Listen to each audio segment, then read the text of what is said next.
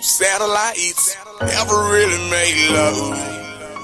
Alright, satellites never really made love. She gon' get it right. Emotions probably telling her she could stay the night, but her friends all call us crazy. They don't give her good advice. Satellites never really made love. Never really made love. Say she never really made love. Out the shot through the heart, just on the D-Lo. Luca Bryson selling kilos. Got a shop out of town and got a spot just around the way. Let's be specific. If I'm the nigga you feeling, am I wrong for showing interest in these women surrounding? I'm a straight. Hell yeah! What's going on, family? This is the Mack Lessons Radio Show. All the time. And I'm your gracious host. This is Mr. Tariq Elite. You keep up with my lingo, also known as King Flex. Love is a casino, everybody. Also known as Tariq Nasheed. Made it again, glad to have everybody tune in to today's show. Today's show is brought to you by the colorful jazz art of Art by Rico. Go to artbyrico.com and get some of that good colorful jazz art that's inspired by New Orleans jazz. Also check out the website by the real master P.I. Mac, the Boss Hog Macaroni. His name is Kevin Derek Gentry. He has several books on how to step your game up on Amazon. Go to Amazon.com, type in Kevin Derek Gentry, or go to his website, BecomeRichFamousFast.com, to get some of that good street game. Also, you can call him directly to get counseling at 248-662-5361. Also, check out RNA, the home of the $50 flyer. They design everything from logos to websites. Websites start at $250. Mention Tariq and get 20% off your next design project. Call them today at 443-351-7725. Or you can go to their website at rnapdc.com. And also check out the new t-shirt collection by caseultra.com. They have a new shirt line called the Mystic Ones. It's inspired by ancient symbols and mysteries of the universe, blended with modern style. Sign up for their t-shirt subscription and get a new shirt delivered every month. You'll never have to worry about getting a new t-shirt again. Go to caseultra.com. Mack Lessons Radio users, type in the code KFLEX and get 50% off on anything on their site. That's caseultra.com, ladies and gentlemen. And don't forget, people, I'm going to be down in Atlanta May 18th. That's in a couple of weeks from now. I'll be down in Atlanta doing my lecture, the Game for Women lecture, but the game is going to be for the fellas too. The fellas need to come on down and step that game up. Go to TariqLive.com. TariqLive.com and get some of that game. The game is going to be heavy. Let me put on some Mackin music so I can really spit from the hip. But like I said, go to TariqLive.com to get tickets to join me, discount tickets to join me in Atlanta on Saturday, May 18th. Get your tickets because it's going to be sold out. TariqLive.com. And check out my new DVD, Relationships, Riches, and Race. That's available right now on Amazon. Get the DVD. The game is heavy. That was me doing a lecture in Chicago. The game was very heavy. And speaking of lectures, shout out to TSU. The lecture at TSU last week, I was down in Texas, in Houston at Texas Southern University. The lecture was great. The audience was wonderful. I had a great time out there. It was beautiful. Had a very good time. So everything almost went off without a hitch. We got some unfinished business, though. There's some unfinished business that I feel a certain way about, but I'm not going to go into that right now. But shout out to TSU. Y'all need to holler at me so we can take care of this unfinished business, but I digress, ladies and gentlemen. So today's going to be a good show today. I want to chop up game about gay rights and black folks coming out the closet. For those who don't know, there was a basketball player named Jason Collins. Jason Collins came out the closet. He is, I think they consider him the first openly gay active player, athlete. And I'm trying to think of any other athletes that have that's playing ball or have played ball actively and came out of the closet. I think he is possibly the first one. And I want people to chime in on that. I want to get some of your opinion because I have some opinions about that and what's going on with it. Let's see who's on the phone. The phone lines are lighting up. What's up? Who's calling? Let's see who's calling. Hello, who's calling? Hey, what's up, Tariq? How you doing, man? What's up, man? Who's calling? Hey, this is Mack Bones. Mack Bones, where you calling from? Youngstown, Ohio, man. What's going on? I'm good, man. What's on your mind? Hey, man, I just want to give you a shout out, man. Love the books, love the podcast, and just show them my appreciation. Much respect, man. I appreciate that. Thanks for the call, brother. Let's get a couple of more people in here real quick. I want people to get to the point now. What's up? Who's calling? I just want to give you a shout out, King Flex, for all that you've been doing. Hey, much respect. Where you calling from? Yeah, good old Mike from Kansas City, man. There you go, man. Much respect to you, brother. Much respect to you. Thanks for the call. Let's see who else we got. What's up? Who's calling? Hey, this is Trevor from Fort Bragg, North Carolina. How you doing? What's up, Trevor? How you doing, brother? Man, I'm doing good, man. What's the topic for tonight? We're talking about Jason Collins coming out the closet, admitting to being gay. What's your opinion on that? You know, honestly, I was just talking about that a few minutes ago. You know, I kind of applaud the brother for, you know, pretty much throwing up a finger to anyone who had a problem with him being himself. Right. But if I really had a problem with it, I probably have a problem with the media for really hyping it up. I really don't see why it's such a big deal. Yeah. You know? Okay. Be who you're going to be. There you go, man. Thanks for the call. All right. I'm going to take some calls later because a lot of people right now just want to give shout outs, which is fine. But I really want to get into this. And my thing, and I applaud the brother too. Jason Collins, I applaud the brother for being who he is. And, you know, I applaud that. But there's nothing wrong with that. And there's nothing wrong with gay rights. There's nothing wrong with none of that. And a lot of people don't know that Jason Collins actually got a phone call from President Barack Obama. He actually got a phone call from President Barack Obama. So where is all this coming from? We have to look at the significance of this because this is very orchestrated. If you look at all of this, it seems very, very orchestrated. And if you notice, there have been a lot of black people so-called coming out the closet and just a lot of black people who are gay in the media lately. Really heavy in the last few years. If you look at there are not too many black shows out, but if you look at the few black shows that's on television, especially the reality shows, a lot of black gay men. There's nothing wrong with that, but let's ask the question, why? Because again, when things are just random, sometimes they can be a little bit too random.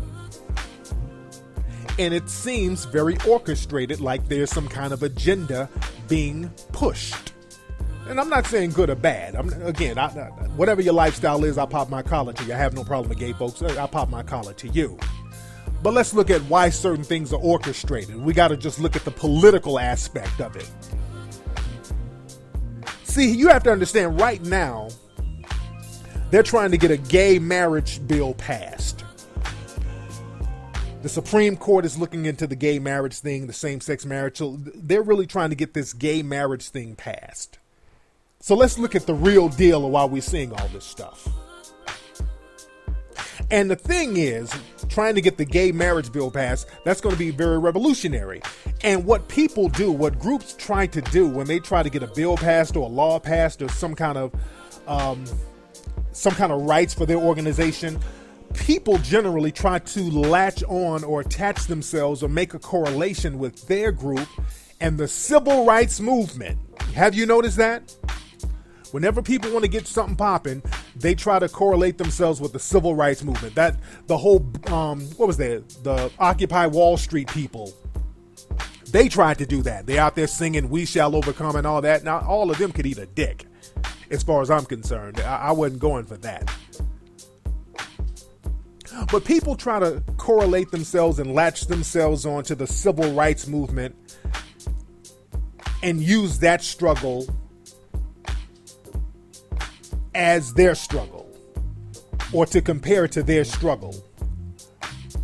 Because again, the civil rights struggle in the 1960s, that was very real. That was a group of people who were on the very bottom, who got out here and made noise. We took those lumps. Our brothers and sisters took those beatings and got some things done. We did get some things done, and that inspired the world. that inspired the world. Because at that point, we were at the mentality we had nothing to lose, so we went out there and put in that work. And that's very inspirational to a lot of people. And the thing is, like I said, a lot of these groups are trying to make that correlation, comparing gay rights to civil rights. And I have a problem with that, though. I have no problem with people wanting to get married. If you're a gay person, you want to get married to another gay person, that's fine. I think they should let you get married to whoever you want to get married to. It's nobody's business who wants to get married to who. I have no problem with that. That's cool in the game. Love who you want to love, get married who you want to get married to. But I do have a problem with people trying to use the gay rights and compare it to the civil rights movement, because it ain't the damn same. Let's be very real here. It is not the same. And when you try to do that, you to a degree, you minimize the severity of what happened to black people in this country. Because the thing is, our gay brothers and sisters, even though some people might deny you certain rights, they didn't sick goddamn German shepherds on you. Even though you were denied some rights about marriage and things like that, they didn't make you drink from different damn water fountains. They didn't put water hoses on you. I mean, let's keep it 110. So we're talking apples and oranges here. Because they didn't give you a few rights, they didn't redline you as far as housing and railroad you into impoverished neighborhoods. They didn't purposely miseducate your kids. They're not purposely railroading you into a prison industrial system for profit. So that's where I say we can't compare the two. What's going on in the gay community and what's happening to black folks, it's totally different. So I'm not a big fan of those comparisons. But I get what you're trying to do. I get exactly what you're trying to do. You're trying to latch on to something so you can get momentum. And black people have always been used like that. Black people have always been used like that. And we see a lot of the black gay agenda being pushed in the media. Just like with this Jason Collins dude, this is like a big media story. Why? Why is it such a big media story? Because it's orchestrated. Because this whole thing, the black community has been wrongly accused of being very homophobic. We've been wrongly accused for being extremely homophobic, and a lot of people say, well, black people don't like homosexuality because black people are so religious. Black people hate homosexuals because the religious and the church. That is a major crock of bullshit. That is a crock of bullshit if I've ever heard one. You understand me? That is a total crock of bullshit. The black community has always been welcoming to black homosexuals, especially during segregation. During segregation, the safest place for a gay black person, even today, to be honest, the safest place for a gay black person is a black church. The black church is extremely forgiving. Black church is all about turning the other cheek. The black churches, they've always looked out for all people, no matter what walk of life you are from. And not only that, just the whole black community in general, really during segregation, black people knew who was gay and who wasn't gay, but we didn't shit on them. Let's look at history and let's be very realistic. The black church, black churches have gay choir directors. We know who the gay choir directors are. Even now we do. We have them. We don't shit on them. We welcome them. Those are our brothers. Damn near, how many churches can you go to and see a black gay choir director? All over the place. We don't shit on them. And look at the black community back in the day. Even during the civil rights movement, you had James Baldwin. He was a homosexual. He's a black man who was gay. Nobody shitted on James Baldwin. That was our brother. The community popped their collar to James Baldwin. Let's go back even farther than that. During the Harlem Renaissance era, writers like Langston Hughes. Langston Hughes was gay. People knew that back then. Nobody shitted on Langston Hughes. That was our brother. Look at entertainers from the 50s and 60s. Little Richard, who's allegedly gay, but Little Richard's very effeminate. I mean, he never quote unquote came out, but Little Richard is Little Richard. Black folks love Little Richard. We've always loved Little Richard. Johnny Mathis from back in the day. Black folks knew what was up with Johnny Mathis. The singer Johnny Mathis, for y'all too young to know who he is. It's a gay dude, gay singer, gay black man. Another civil rights leader, Baynard Rustin from the 1960s, who was down with the civil rights struggle. He was openly gay. They knew that. They welcomed that brother. They didn't shit on Baynard. The dance instructor, the Alvin Ailey dance instructor, y'all know the Harlem Alvin Ailey school and all that. Alvin Ailey was gay. They knew that. That was our brother. Nobody was tripping on Alvin Ailey. But you have to understand that after segregation, during integration, when black people started to integrate, black folks found out that white folks, especially the religious conservative right, shitted on gay people. They didn't like gay people, and they still don't openly. And again, black people usually see things through the eyes of whites, and blacks socially emulate whites. So that's when black folks started getting on that, okay, let's stay away from the blacks. Blacks got on it then after they saw that whites weren't down with that. Because even though there is a defined gay white community, the religious conservative right, they ain't fucking with gay people. So whereas black gay people to this day can still go into the church and still be welcomed by the church, a white gay person, a religious setting, they're not fucking with them, especially if they're openly gay. They really get looked down upon in the religious right community, in the white community. That's why these same-sex marriages, these bills are very difficult to get passed. Because of that white religious right. They're the ones who ain't down with that. It ain't just us. It ain't the black community. The thing is, they keep trolling out these black folks and saying, hey, look, if these, you know how homophobic the Negroes are, they can accept a homosexual, you should be able to do it too. That's the whole thing. That's the whole message they're trying to show. If the Negroes can do it, and we know how homophobic they are, if they can accept homosexuality in their community, you should be able to do it too. That's the whole argument. And again, my thing is that we've always been accepting of that. So we got to just look at it for what it is. Again, we know who's gay, like Luther Vandross. A lot of people knew what was up with his sexuality. People didn't trip on that. That was our brother.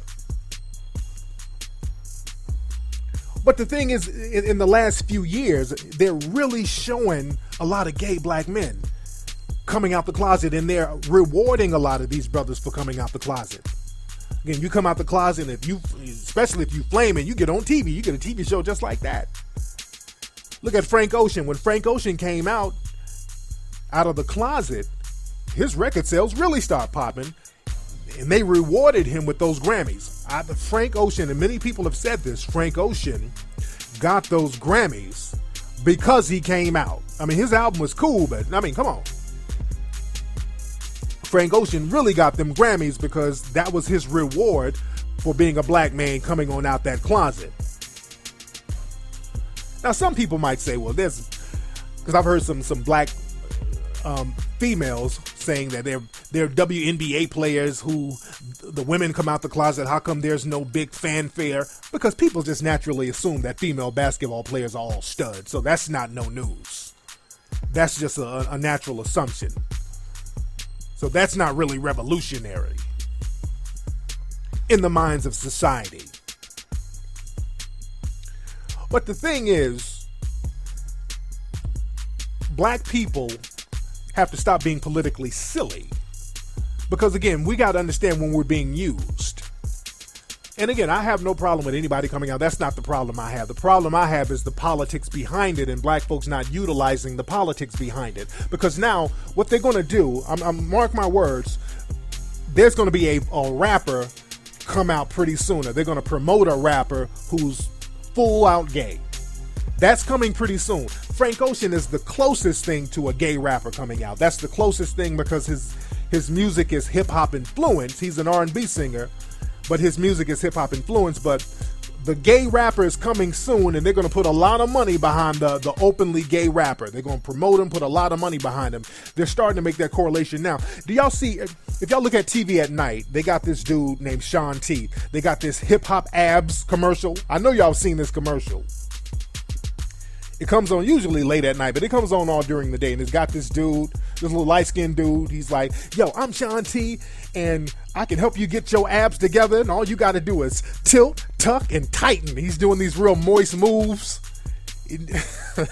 He's doing this hip-hop workout. And it's just real moist. And I'm looking at this. I'm like, this nigga's moist. I'm like, what? Don't no straight dude tilt, tuck, and tighten. I'm like, what's up? So I did some research on that dude. That Sean T dude is gay. He's beyond. He's not even moist. The Sean T hip hop abs workout dude is straight out gay. He's actually married to a dude. A lot of folks don't know that. So again, there's like an agenda there. They're throwing all these gay black men out here like that. And again, ain't nothing wrong with being a gay black man. Nothing wrong with that at all. But I'm just seeing the agenda behind it. A lot of gay black men are getting a lot of props these days. Why is that? Again, it's the political thing. They're trying to make that correlation: gay, black, civil rights. Gay, black, civil rights struggle. That's the correlation they're trying to make. Now, my thing is this: if you're going to be used, people understand you're being used and understand the game of politics. Black people don't know how to negotiate. Black people just allow themselves to be used. Black people just allow people to come in, run that game on you, and you just get used, and you don't hustle the game for what it is. You got to hustle the game. And the thing is, if you're going to be used, you need to get something in return. You need to get something out the deal. You need to get something out of the deal. Because the thing is, I did a show about black people not understanding the difference between friends and allies. See, black people, when people throw you a bone and they get around you and say, hey, brothers, let's stand together. Let's make sure the cameras are watching us. And while we're standing together, people are using you as an ally so they can align themselves with you, get your energy, get your struggle, utilize it for their own benefit. And when they're done, they're going to kick your ass to the curb. And then you're going to be like, damn, I thought I had a friend. They're using you as an ally. There's nothing wrong with having allies. Just understand that you're being an ally, and you both need to be getting something out the deal. Black folks just want to get accepted.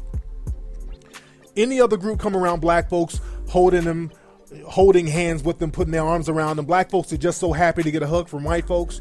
They don't care about what else they get. They don't care about the political agenda behind it. And then when whites kick your ass to the curb, you sitting around looking dumb. So get something out of the deal when these groups align themselves with you. So you got to say to them, okay, if you want to use me and put me up as the poster boy of the gay community and the civil rights and all that, when this is all said and done, when you get the same-sex marriage bills passed, when we in the black community have a situation, we need you to stand up for us too. And you need to be able to call them out on that. So all of these other gay communities outside of the black community, you need to say to them, okay, when shit goes down with us, when we need you to stand up for fair prison treatment, where you going to be? Are you going to say something, or you just going to turn your backs and twiddle your thumbs? When we get another situation like Trayvon Martin, when they kill one of our kids in the streets and then get off scot-free, are you going to be out there in the forefront marching with us or making noise with us? This is what you have to ask them. And there's nothing wrong with that, because we're rallying for their struggle. They need to rally for ours. So we just have to play the political game correctly. Black people are very politically silly. And I talked about that a few weeks ago with that whole Rick Ross thing. That Rick Ross lost his Reebok deal because of what he said in a rap. And the feminist movement, the white feminist females, they got a hold of that and ran with it. And then they started to get a couple of black females to rally along with them, who they don't give a shit about the black female community, but they know how to ally themselves with different groups in order to get their agenda met. And then once that agenda is met, they start kicking everybody to the curb. But the thing is, you got to be able to negotiate demands. You got to be able to negotiate. And the thing is, why did Barack Obama call Jason Collins? It goes back to him. Why did Barack Obama call him? Because a lot of people say, well, Barack Obama doesn't do anything for the black community, which he doesn't. I'll be the first to admit that, and I voted for Barack Obama twice, and President Obama has not done really too much for the black community. I've been a big critic of that, but I kind of blame us for that. I blame the black community because we haven't put forth any demands. We have not put forth any demands. And the thing is, the reason why Barack Obama called that guy instead of other black people who've had all types of injustices placed upon them, he called him because the thing is, the lesbian gay community broke bread. The lesbian gay community were big supporters of Barack Obama, and I'm talking financial support. Money talks, people. Y'all got to understand that. And I'm talking to black folks in particular right now. Money talks, black folks. We talked about this in Hidden Colors. You got to have an economic base. You got to have an economic foundation. Black folks got to be about that paper. I advise you all to get Hidden Colors 2 if you have not seen it. Go to hiddencolorsfilm.com or amazon.com. Don't get the bootleg because that goes against group economics and it defeats the whole purpose of what we talked about in the film. But get the original film and study what we talked about as far as group economics. President Barack Obama can call this brother up and commend him on his bravery for coming out as a gay man, because the lesbian gay community, when Barack Obama came to the West Coast, they raised almost $8 million for Barack Obama. Money talks. So of course he's going to talk about their needs. They raised $8 million. They broke real bread. Black folks don't do that. Money talks. See, we come to the table on some emotional shit.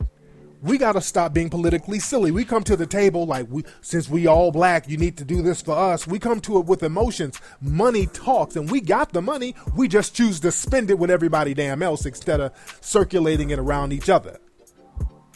We get real politically silly when it comes to circulating our money around each other, and we don't have an economic base, and we don't know how to really pool our money together and get shit done. So we can learn something from the gay lesbian community. What can we learn from them? First of all, stop the hating, because this ain't about moral or none of that shit. We can sit up and hate all they ain't shit. Fuck all that. I don't get into that. I don't care what they do. They can marry, do whatever they want to do. And I pop my collar to them for being able to organize their resources to get shit done.